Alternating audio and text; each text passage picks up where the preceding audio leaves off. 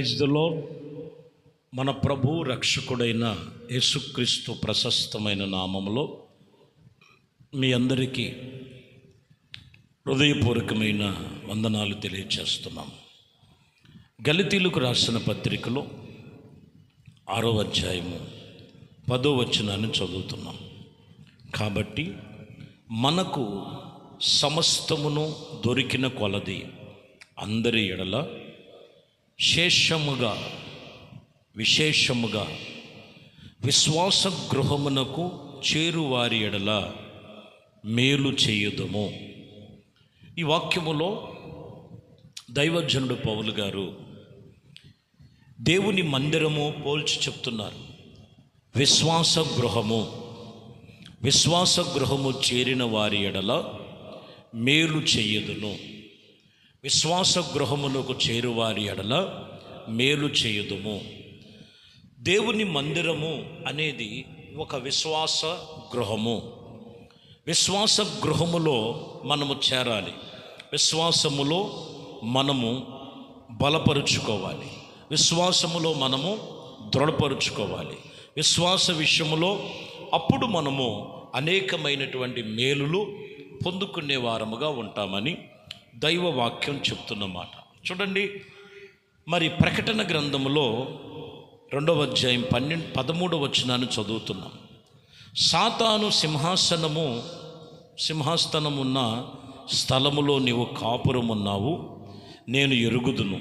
మరియు సాతాను ఉన్న కాపురమును ఆ స్థలములో నాయందు విశ్వాసముంచుడి. ఇదిగో నన్ను గురించి సాక్ష్యము ఇదిగో అంతము వరకు అగపరచబడినట్లుగా. ఇక్కడ మనం గమనించినట్లయితే భూమి మీద సాతాను తిష్ట వేశాడు వాడు. మరి ఆ చోటున మీరు ఆ స్థలములో మీరు ఉన్నారు. ఆ స్థలములో మీరు ఉన్నవారు ఆ స్థలములో న్యాయమైనది విశ్వాసం అనే ఉండేది. మనము దేవుని సన్నిధిలో విశ్వాసములో మరింతగా విశ్వాస గృహములో ఉండినట్లయితే విశ్వాస జీవితంలో వారు ఎదుగుతూ ఉంటారు. కొంతమందిని మనం చూడొచ్చు, ఏదో కొద్దిగా రోజులు ప్రార్థన చేస్తారు, కొద్దిగా రోజులు దేవుడి సన్నిధికి వస్తారు, తిరిగి మరలా విశ్వాసములో నుండి వాళ్ళు కోల్పోతారు. ఈ విశ్వాసములో నుండి కోల్పోయే పరిస్థితి ఎందుకు కలుగుతుందంటే వాళ్ళు విశ్వాస గృహములో ఎదగట్ల. దేవుడు మందిరమే విశ్వాస గృహం. భూమి మీద సాతానుడు ఇదిగో వాడు సింహాసనము వేసుకొని కూర్చున్నాడు. వాడు మనుషులను పాడు చేసేది, వ్యవస్థను పాడు చేసేది, కుటుంబాన్ని పాడు చేసేది, నానా విధముగా ఇదిగో భ్రష్టు పట్టించేదే అపవాదైన సాతానుడు. అయితే ఈ అపవాది సాతాను చేతుల్లోనికి వెళ్ళకోకుండా మీరు ఎప్పుడైతే విశ్వాస గృహములో మీ విశ్వాసాన్ని కాపాడుకుంటారో ఏది కూడా నీ యొద్ద నుండి తీసివేయబడదు. చాలా జాగ్రత్తగా గమనించాలి.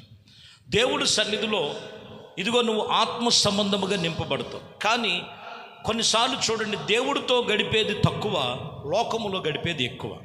అందుకని ఇక్కడ అంటాడు ప్రకటన గ్రంథములో, మీరు అపవాది యొక్క సాతాను ఉండేటువంటి చోటున మీరు నివాసం చేస్తున్నారు.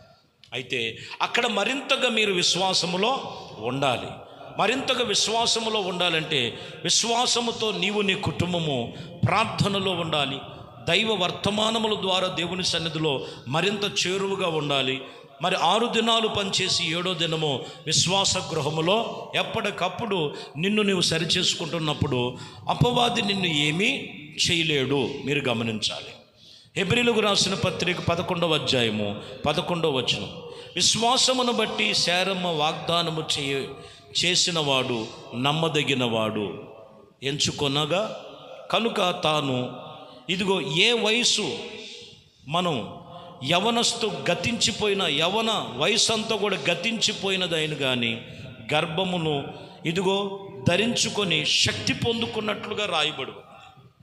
వాక్యం చెప్తున్న మాట. స్త్రీ ధర్మం అంతా ఉడికిపోయింది, కానీ ఇక్కడ విశ్వాసమును బట్టే శారమ్మ తిరిగి మరలా గర్భమును ధరించుకొని శక్తి పొందుకున్నట్లుగా. ఇది కేవలం విశ్వాసం మీదే. విశ్వాసములోనే ప్రభు చేసినటువంటి కార్యాలు.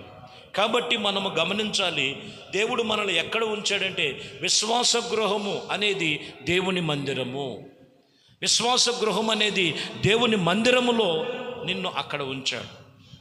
నీకు అసాధ్యముగా ఉండొచ్చు, కానీ దేవునికి సమస్తము సాధ్యము అనేది ఎప్పుడనంటే నువ్వు ఆ విశ్వాస గృహములో నీవు నిలిచినప్పుడే, నువ్వు ఎదిగినప్పుడే. కాబట్టి ప్రియమైన దేవుని బిడ్డలారా, దేవుని గృహము అనేది మొదటగా దేవుని మందిరము, విశ్వాస గృహం అని మనం తెలుసుకోవాలి. దానియేలు గ్రంథములో 5వ అధ్యాయము 10వ వచనం, ఇక్కడ కూడా మనం చూస్తే, రాణి తెలుసుకొని, జరిగిన ఆ సంగతులు రాణి తెలుసుకొని విందు గృహమునకు వచ్చి చాలా జాగ్రత్తగా గమనించాలి.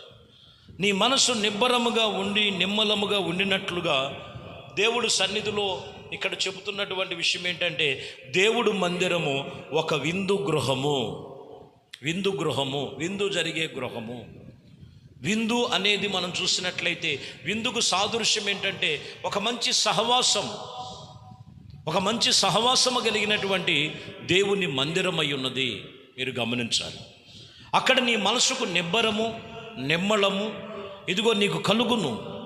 వాక్యం చెప్తున్న మాట, దేవుని వాక్యము ఇక్కడ చెప్తున్నటువంటి విషయంలో, ఇదిగో మీరు విందు గృహానికి చెందిన వారై ఉన్నారు. మొదటిగా విశ్వాస గృహము దేవుడి మందిరము, రెండోది విందు గృహమై ఉన్నదని మీరు సత్యమును తెలుసుకోవాలి.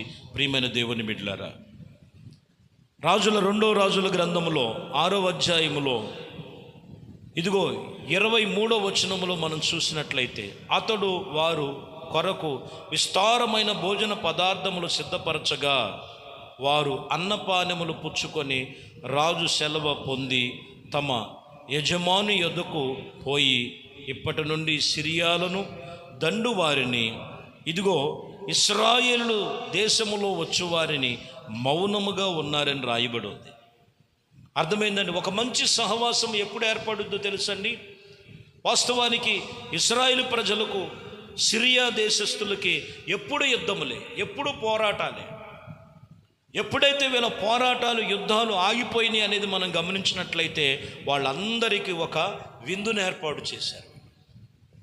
విందును ఏర్పాటు చేయగా ఇగో విస్తారమైన భోజన పదార్థములు సిద్ధపరచగా వారు అన్నపానములు పుచ్చుకొని, ఇదిగో ఇశ్రాయేలుల మీద లెగుస్తున్నటువంటి సిరియాలందరూ కూడా ఏమై ఉన్నారంటే వారు మౌనమైనట్లుగా రాయబడింది.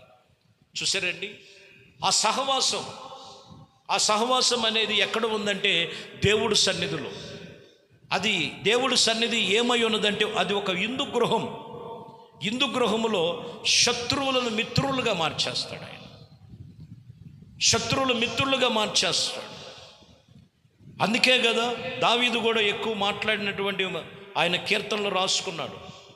ఏమని రాసి ఉన్నాడు మనం గమనించినట్లయితే, ప్రియమైన దేవుని బిడ్డలారా, నా శత్రువుల ఎదుట నీవు నాకు భోజనము సిద్ధపరిచి ఉంచావు, నూనెతో నా తలంటుచున్నావు, నా బ్రతుకు దినములన్నీ కూడా కృపాక్షేమముల వెంట వస్తాయి. నా గిన్నె నిండి పొంగి పొర్లుద్ది. ఎప్పుడనంటే నా శత్రువుల ఎదుట నువ్వు నాకు భోజనము సిద్ధపరిచి ఉంచావు. శత్రువులకు భోజనమును ఏర్పాటు ఎప్పుడైతే సిరియాలకు ఏర్పాటు చేశారో ఒక సహవాసములో, ప్రియమైన దేవుని బిడ్డలారా, వారి మీద యుద్ధమునకు లేగక వాళ్ళు మౌనమైపోయినట్లుగా రాయబడును. అదే దావీదు కూడా అంటున్నాడు, శత్రువుల ఎదుట నువ్వు భోజనము సిద్ధపరిచి ఉంచు. అంటే ఈయన తినే భోజనం కాదని, శత్రువులకు పెట్టటం. వాక్యం చెప్తున్న మాట, సంఘం అనేది దేవుని వాక్యం అనే దేవుని చోటు. గృహము ఏ గృహం అంటే ఇది విందు గృహం అయి ఉన్నది. విందు గృహములో దేవుని సన్నిధిలో మనం ఉండాలి. దేవుని వాక్యము చెప్తున్న మాట లూకా సువార్తలో 7వ అధ్యాయము 25వ వచనములో మనం చూస్తే, ఇదిగో సుఖముగా జీవించు వారి యొక్క రాజగృహములో ఉందురు. చూసారా? సుఖముగా జీవించే వారుగా రాజగృహములో ఉందురు. చివరిగా చెప్తున్నాను, దేవుడు మందిరము ఒక రాజగృహము. ఒకటి విశ్వాస గృహము, 2 విందు గృహము, 3 రాజగృహము. ఎందుకంటే మనము ఎవరమంటే రాజులైన యాజక సమూహం, పరిశుద్ధ జనాంగం. దేవుడు నిన్ను రాజగృహములోనికి ఆయన నిన్ను నడిపించాడు ఆయన. కాబట్టి ఈరోజు వాక్యము చెప్తున్న మాట, నీ విశ్వాస జీవితము, విశ్వాస గృహములో మరింత ప్రతిష్ఠించబడాలి. అలాగనే నీ విందు గృహము ఇంకా ఎవరు శత్రువులు లేకోకుండా మిత్రులుగా మార్చబడి ఒక మంచి సహవాసానికి దేవుడు అమర్చబడి దేవుడు ఆయన మందిరములో నియమించబడి ఉన్నది. అలాగే రాజగృహం అనేది ఏమై ఉన్నదంటే ఘనతకు సూచన.